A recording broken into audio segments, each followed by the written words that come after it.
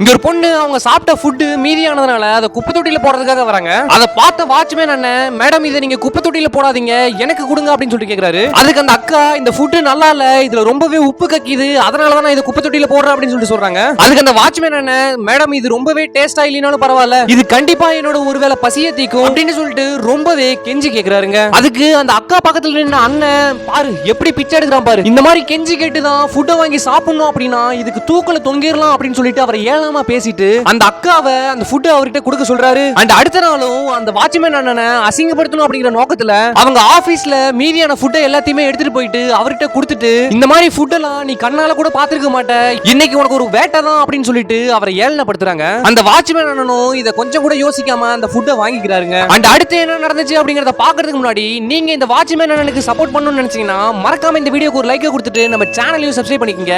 எத்தனை பேர் watchman அங்கிளுக்கு support பண்றீங்கன்னு சொல்லிட்டு நானும் தெரிஞ்சுக்கிறேன். அண்ட் கொஞ்ச நேரத்துக்கு அப்புறம் தான் அந்த அண்ணாவும் அக்காவும் நோட் பண்றாங்க, அந்த வாட்ச்மேன் அண்ணன் வாங்கின ஃபுட் எல்லாத்தையும் வீடே இல்லாம ரோட்ல கஷ்டப்படுறவங்களுக்கு தானமா கொடுக்குறாருங்க. இது எல்லாத்தையும் பார்த்து அந்த அண்ணாவும் அக்காவும் அவங்க பண்ண தப்ப ரியலைஸ் பண்றாங்க.